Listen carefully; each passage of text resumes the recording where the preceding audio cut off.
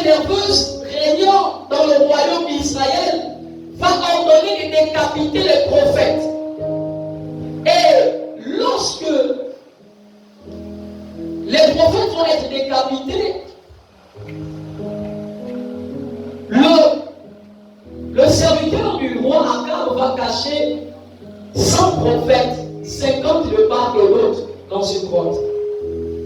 Et Élie était caché à un endroit au Coran où Dieu lui avait instruit de pouvoir manger que la nourriture que les corbeaux l'envoyaient et boire de l'eau du torrent. Pendant cette période, il y avait une sécheresse. Parce que Élie, en tant qu'homme de Dieu, prophète et voix autorisée dans Israël, avait déclaré qu'il ne pleuvra plus et le ciel était fermé. Et lorsque Élie va redescendre à cause de la sécheresse du torrent et va être chez la femme de l'aveugle de Sarepta, Dieu va maintenant dire qu'il est temps que Dieu te présente à Akab. Et lorsqu'Élie va arriver, il va être toujours face au scénario qu'il y avait des prophètes, des faux prophètes. Élie n'a pas cherché à aller discuter avec les prophètes de Baal. Élie n'a pas cherché à aller faire des confrontations, des dialogues. Élie avait quelque chose de palpable. Il a dit, moi je crois que le Dieu que je sers est le vrai Dieu. Mais si vous croyez à votre Dieu, alors nous allons avoir ce qu'on appelle une confrontation. Il y a avec moi confrontation. Bien-aimés dans le Seigneur, nous avons besoin de comprendre quelque chose. La génération d'aujourd'hui est une génération qui a besoin de confrontation. Nous sommes arrivés au stade où nous ne voulons pas seulement nos pères nous ont enseigné. Nous avons entendu la parole, mais nous voulons voir le Dieu des signes et des prodiges et même le Dieu des miracles. C'est pourquoi Paul va dire, je ne me suis pas présenté à vous rien que par la parole, mais j'ai amené aussi la démonstration de la puissance avec le succès. Où Dieu dit, Élie doit revenir. Où Dieu dit, Élie doit parler. Où Dieu dit, Élie doit amener et ramener l'ordre là où Israël a eu le désordre. Pendant que je suis en train de parler, l'Esprit de Dieu va dire, il faut que l'Esprit revienne en Israël. Où est Israël? Israël, c'est pas l'église locale, là où Akab règne, où Jézabel règne, où les esprits règnent, mais il faut un Élie.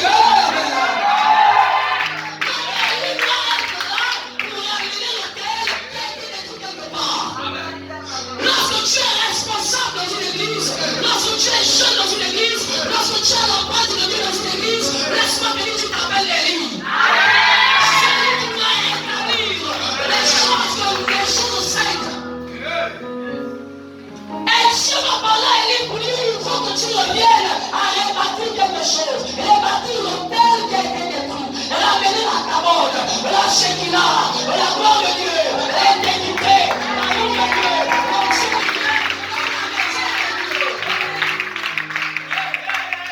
C'est pourquoi je parle, il dit à Élie, amène-moi tous les prophètes là, les prophètes d'Assaté, les prophètes de Jézabel, amène-les auprès de toi et amène le peuple. Bien-aimé, tu ne peux pas amener le réveil si tu n'as pas annoncé la confrontation. Quand je parle avec elle, tu ne peux pas amener le réveil si on ne te voit pas bizarre. Parce que ce sont des personnes bizarres qui font descendre la grâce de Dieu. Frère, on ne te comprendra pas seul. Parce que pour que le réveil descende, il faut ramener les pierres. Il faut d'abord ramener les pierres. Symbolise l'unité d'Israël. Un réveil dans une église ne peut pas éclater s'il n'y a pas d'unité du corps de Christ. C'est pourquoi Élie, sachant qu'Israël était divisé, va ramener les 12 tribus, il va les rapprocher pour former le terre de Dieu. Donc l'unité ensemble le réveil. Et avec moi l'unité ensemble le réveil. Nous sommes aujourd'hui deux jeunesses, nous sommes deux pierres de l'unité, deux pierres enflammées, qui ont décidé de s'assembler pour faire descendre le feu.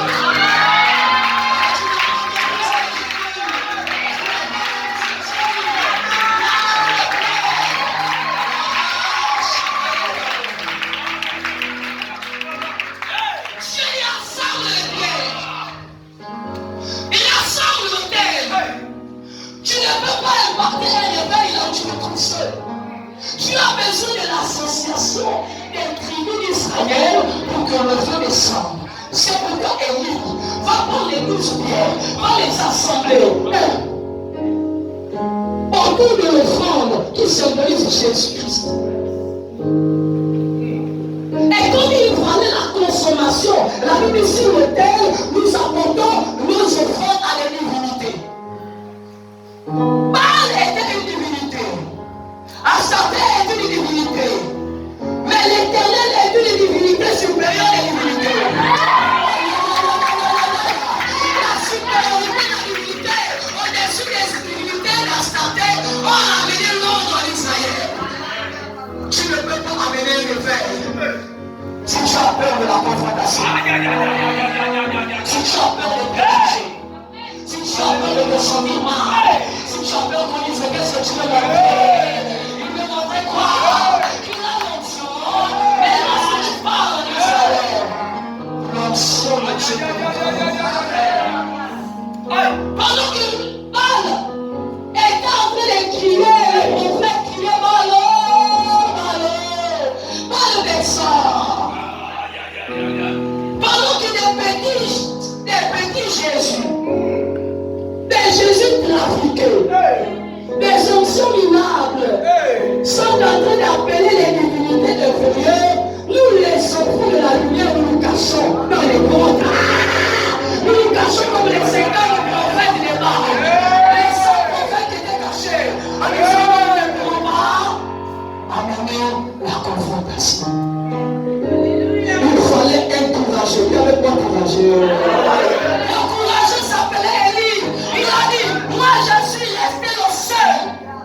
Pourquoi il a rappelé qu'il était le seul? Alors qu'il avait l'information qu'il y avait 100 prophètes cachés.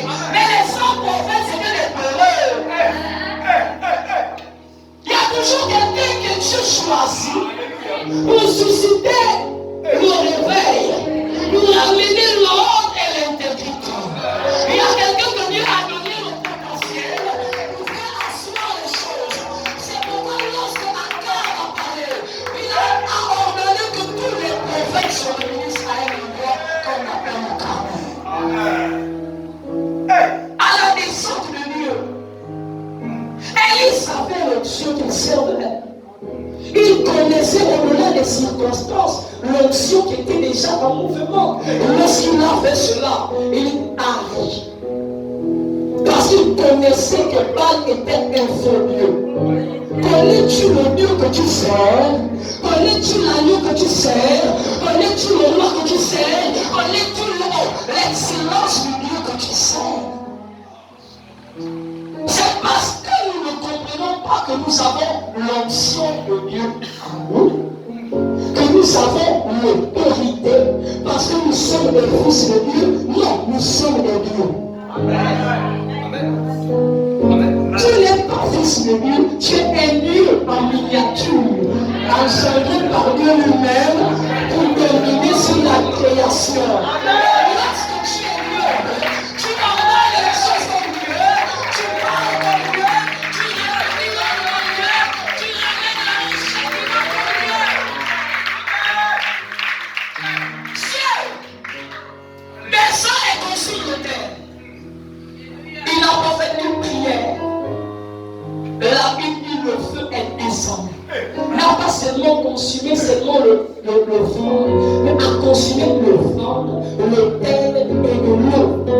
Donc j'appelle ça un carnage, un tsunami. Il n'y avait que la sang. Il y avait quoi la sang? J'ai dit, il y avait quoi la sang? Étant donné que nous sommes à l'image de Dieu, nous sommes le temple du Saint-Esprit, l'habitation de Dieu, le feu de Dieu. Lorsque tu vas prier avec moi, que le feu descende, ça ne va pas descendre sur le tel physique, mais va descendre sur le tel que tu es.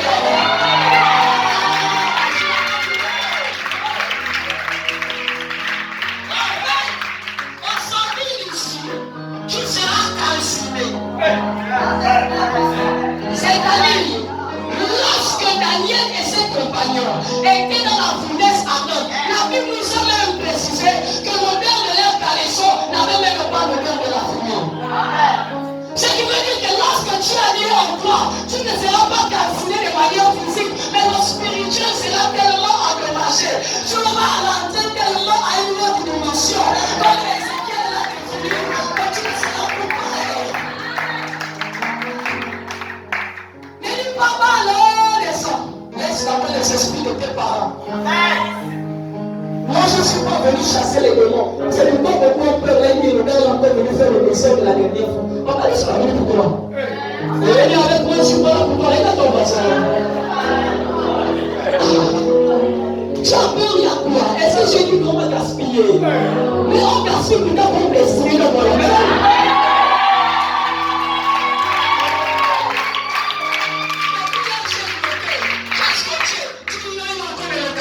Est-ce que je suis venu pour toi? Est-ce que je suis venu pour prier pour mes choses? Donc chacun ici est l'autel, responsable de sa famille, le Saint-Esprit de Dieu. Tu as dit, dans les derniers jours de Dieu, j'ai répandu de mon esprit. En Actes des Apôtres, chapitre 2, tu as dit, mon feu est descendu. C'est pour la voix des hommes ici, dans le jour de la Pentecôte, après que lorsque je vais sortir, je ne serai plus pareil.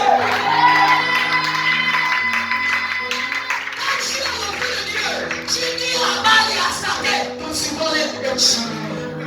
Parce que la confrontation engendre la décision et la décision engendre la mort de nos ennemis.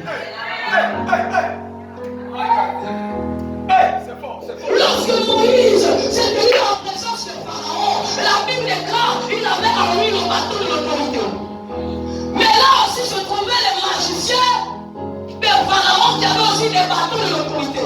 Les deux avaient l'autorité. Maintenant devant Pharaon, Pharaon étant le roi, il a commencé à rire de Moïse. Pourquoi tu l'as sorti un bâton? Mais les gars, là, sortez-moi un bâton. Les gars ont sorti aussi le bâton. Comme à TikTok, il veut être le roi. Donc chacun a sorti son bâton et ça, challenge qui veut être le roi. Donc voilà Moïse aussi qui dit, je suis roi. Et les gars de Pharaon, nous sommes aussi des rois. Donc il y avait maintenant challenge et confrontation. Il n'y avait pas de confrontation. C'était là, ce n'était pas seulement le jury qui avait seulement le droit de regarder, mais il fallait maintenant que le Dieu supérieur montre sa supériorité. Lorsque Pharaon a jeté, les magiciens ont jeté les bâtons, cela a été transformé en serpent. Moïse a dit que. Mais le gars dit que. Lui aussi me fait des choses comme ça. Pourquoi? Et quand il a balancé pour lui, ceci serpent, il paye. Maintenant les serpents passaient, chacun passait, faisait son défilé. Pour te dire simplement que les signes des occultistes sont semblables aux signes des chrétiens. Oh, comment le pied l'a poussé? Comment maintenant la maladie l'a quitté? Oh, ça c'est les choses de la maladie, les gens qui sont partis toucher les choses de feu. Les gens d'aujourd'hui, il faut faire attention avec eux. Tu commences déjà à avoir une idée. C'est là où tu as dit, oh, les gens commencent à dire, le gars qui va venir, il dit ça, c'est sûr qu'il a même touché les choses, il va venir nous faire tomber. Est-ce que c'est le ministère de tomber? Quand tu tombes, tu te relèves, tu changes de feu. Quand tu tombes, tu te relèves, tu deviens un homme, une femme qui impacte. Le ministère du tomber, c'est le ministère de la résurrection.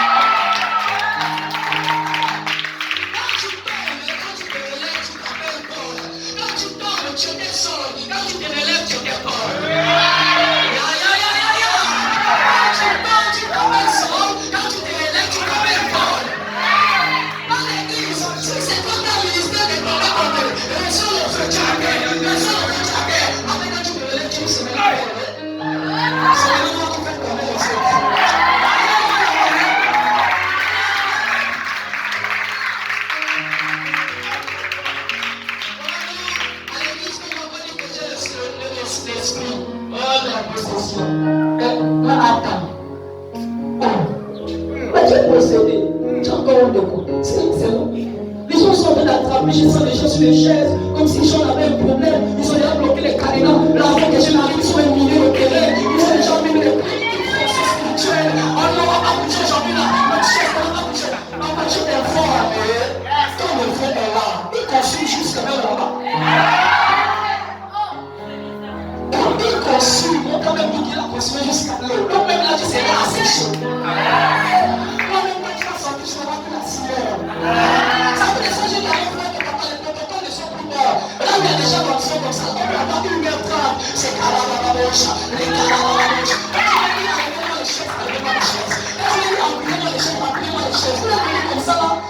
Comme si genre c'était une association, je vais vous partager la nourriture. Mais bon, ok, vous avez reçu la parole, hein, comme on l'appelle, hein?